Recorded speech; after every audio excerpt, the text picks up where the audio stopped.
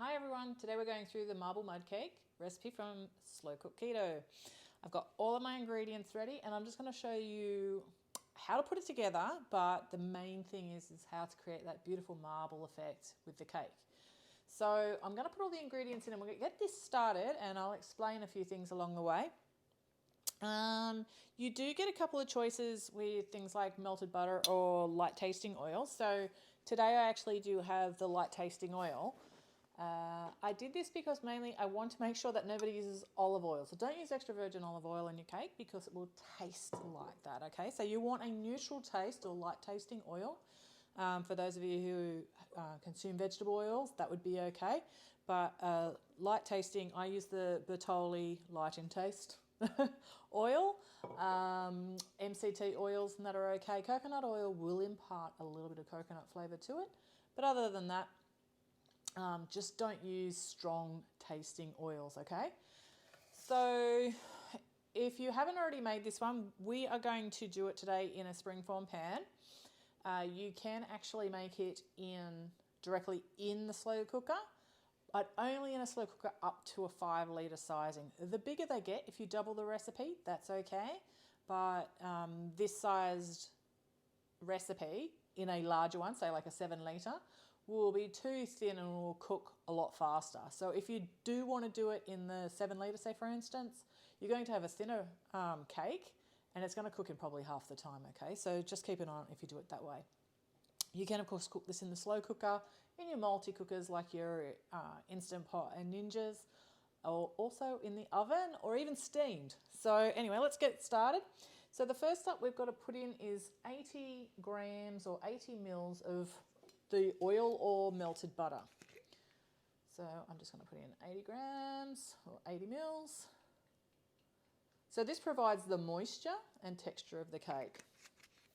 Mine's gone slightly over, but that's fine. Eggs. I always use room temperature eggs. I use large eggs and I use free range eggs because cage eggs is not something I want to support. So I've got the full eggs in there. And we have, you've got a choice of yogurt, sour cream or coconut yogurt. I have just got some sour cream here. This actually helps to cut the sweetness but also provide some more of that moisture that we need. Now we've got some almond meal or almond flour and we're going to use 250 grams, which is roughly around about 2.5 cups. So I'm just going to put my scales on there. I didn't bother measuring this out because it's just less washing up for me. And the beauty of the Thermomix is it's got the inbuilt scales in it. Now, this can be mixed completely just in a Pyrex bowl with a wooden spoon, spatula, silicone spatula, whichever you prefer. Now we've got 100 grams of sweetener, which is a half a cup of granulated sweetener. So I'm just using the Sucrin one today, but you can use any of your favourite sweeteners. And I always use a 1-to-1 sweetener to sugar. So if it's the same sweetness or slightly less, say 0.75 to 1. I don't know if that's how ratios work, but anyway, if it does, if it's just slightly less sweet than sugar, that's fine with me. You can always taste the batter if you can handle raw eggs in a batter, but I can. And adjust the sweetener according to your taste buds. So we've just added in a couple of teaspoons of baking powder. Again, I always use a double acting baking powder, which actually starts to put the rise and volume into any batters or baking goods when it's in the wet stage, as well as in the cooking stage. So then we're going to add some vanilla. And you can use vanilla extract, essence, paste, pods, well, not pods, the seeds, whatever you want. I'm just going to mix this one. What does it say in here for the methods? 1 minute normally? 20 second speed 4. So you will mix the batter just enough to combine it, but not overbeat it so it stays nice and light and fluffy. So that's just 20 seconds in the Thermomix. I have 3 bowls here. So this cake, as I said, is a marble mud cake. You can make it straight up if you want to and increase the amount of chocolate, or even do a half and half white chocolate and dark chocolate, sugar-free of course. or milk chocolate and dark chocolate, however you want to do it. I would love to try this with my lemon curd as well. I think that would be really lovely. A little bit decadent and naughty. Okay, so if you're mixing this in the Thermomix and you get any little bits like this stuck on the side, just use your spatula and fold that in, just to make sure it's all even.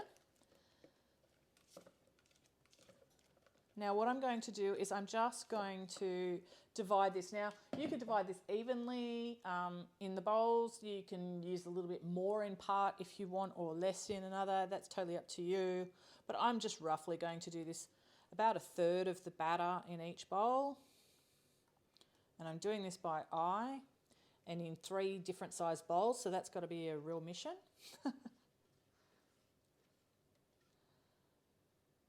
But yeah, it was an interesting recipe, this one. I was trying to come up with something new. Originally, it was going to be a baklava mud cake, and I had a lot more nuts in it. So, but then the testers said it was a bit nutty and a bit dense. So we just kept changing it, as I always do, till we got this delicious recipe, and everyone was so excited. I knew I had a winner with the testers. Straight away, because they were, oh my God, like this is like a real mud cake. Oh my God, you've done it. So it certainly made it to the cookbook for sure. Okay, so now I have my 3 batters, and we're going to leave one plain. We're going to do one in the chocolate mud, and we're going to do one red velvet. Okay, so I'm just going to mix up my red velvet here now, because like I said, I can just do that straight into the bowl. So I've got a couple of teaspoons of unsweetened cacao. I've got 2 tablespoons of Greek yogurt. Now, what this does with the red velvet is it's creating some of the acid and reaction with that cocoa. But me being me, always likes to have a little bit of that fake colouring to help, give it a nice little look when it's all put together and in your cake. So rather than be like a dull red, I want mine to be a bright red. I'm just adding a little bit of... I've got the Natvia sugar-free raspberry and chia jam here. We'll just use this one here. And when I mix this, I am going to possibly make it just that little bit of brighter pink than you would expect, because when you go to cook pink cake, it does brown out a bit, okay? So I'm just mixing that. You could mix this in the Thermomix if you wanted to, and that as well. So, or a stand mixer. So, I mean, I could have just used the one that I've just poured everything out, left a little bit in the bowl, mixed it in there, and then moved on to, and then, emptied it out, and then even added the cocoa one back into it. Just going to add a touch more red to that, but that's totally up to you. You don't need to have any colouring, and like I said, you could make this anything. You can make it a choc mint marble cake if you wanted to, and add green or no green, and just add the flavour of spearmint or peppermint, which would be really lovely as well. So anyway, I've got a nice little pink bowl of batter now, and now for the other one, I'm just going to move these bowls out of the way.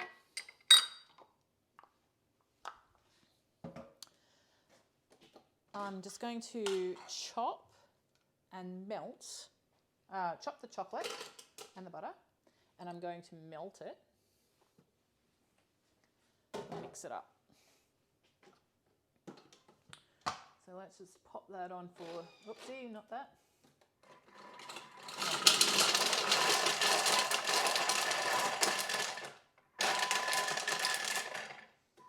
Okay, I was just chopping it just a little bit, and now I'm just going to melt that for, say, 3 minutes. Um, 3 minutes, 90 degrees. Just put it on for speed 1.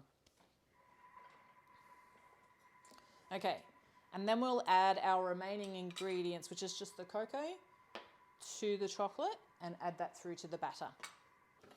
Okay, so our chocolate is ready, and now we're just going to fold that in to one of our other bowls of the cake batter. Now, I used a 95% lint in this mixture. It's not sweet, not much at all anyway. But it is definitely up to your personal choice if you want to use a sweeter chocolate like a Vitaworks milk chocolate or white chocolate if you prefer. The Well Naturally brand is another great brand. Lily's Chocolates, Choc Zero. There's a few different ones available these days. So that's completely up to you. I never seem to like dark chocolate pre-keto, but now I don't mind it in things anyway. So, and it gives such a great colour in the batter as well. Okay, so I'm just folding that in. And then we're going to get to bring that camera down so you can actually like watch over top and see me actually put this cake together, spooning it into the pan. And the same applies if you're doing it directly into the slow cooker, and actually get it ready for baking or slow cooking. Okay, so now's the time to start to put the cake together in the pan. So if you're using your slow cooker, you would have your slow cooker completely lined, like the insert completely lined with greaseproof paper, and just be doing exactly the same as we're doing now, straight into the insert. So what I've got here is a little bit of the chocolate batter, just the way I had put mine out and added the extra ingredients to the chocolate. It was quickly easy to tell that it was my largest one of the batters, so I started with that one first. So I'll just add a little bit more. Okay. So I've just started with a layer of that one. Now what I'm going to do is I'm just going to put a layer, and if you do a big dollop like this into the center, you should be able to just wiggle it around a bit.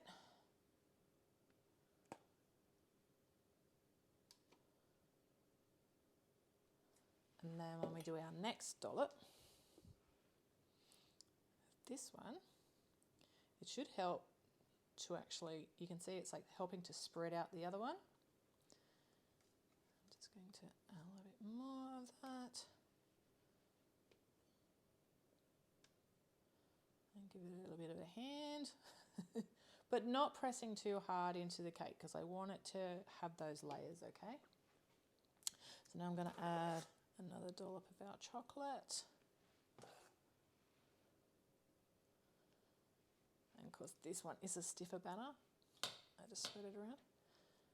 Now, if anyone likes a little bit of booze in their mud cakes, things like Scotch whiskey, Irish whiskey, and that goes really well in the mud cake batter, or hot coffee, and that will actually help thin out the batter a little bit as well.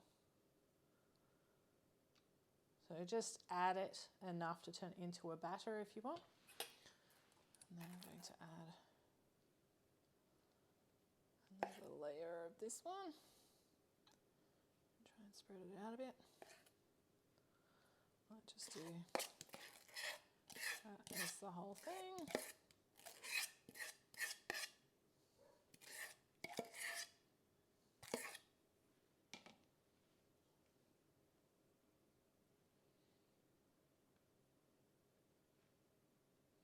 Just gently trying to get the layers out just a little bit without disturbing what's underneath.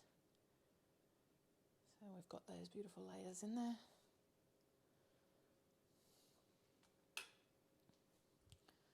Oh, a little bit of my red one.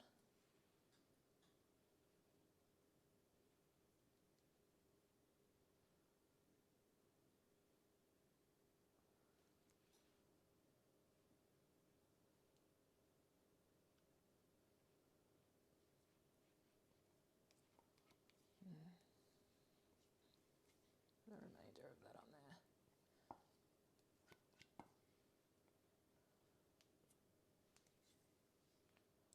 Spreading out just gently.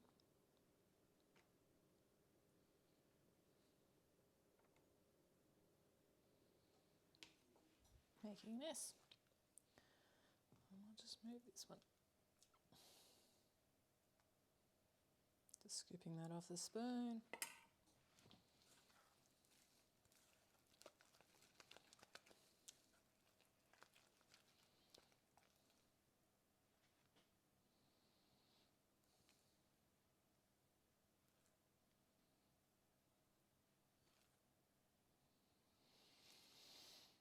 And just evenly spreading this one around the cake.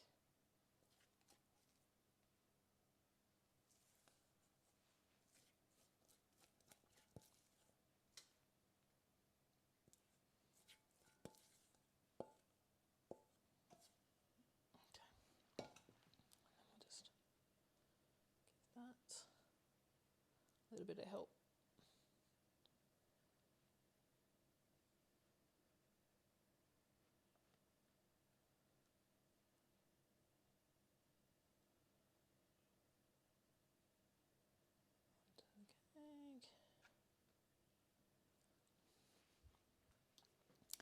And now you take a chopstick or the back of a knife and just drag that in.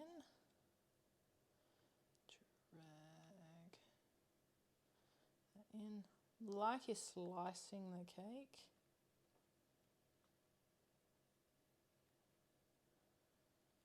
From the outside in.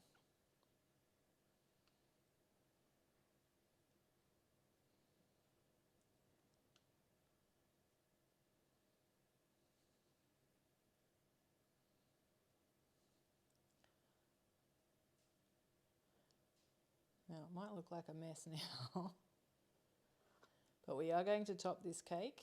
I'm just going through again and doing that. And you'll see the layers underneath. Okay. And now this is going to go onto the slow cooker on high for 2 hours and come out and be looking amazing. And now for the ultimate reveal. Ta-da! Marble mud cake. See, it does look pretty good, even though it looks a bit doubtful when you're putting it through on the layers. Add a little dollop of jammy cream. As you can see, mine's got a little bit of jam popped in there just to give it a little bit of extra decadence. But yeah, nice, cool looking mud cake for something different. So I hope you all enjoyed the video and are now going to be making the marble mud cake in Slow Cook Keto and topping it with a mousse.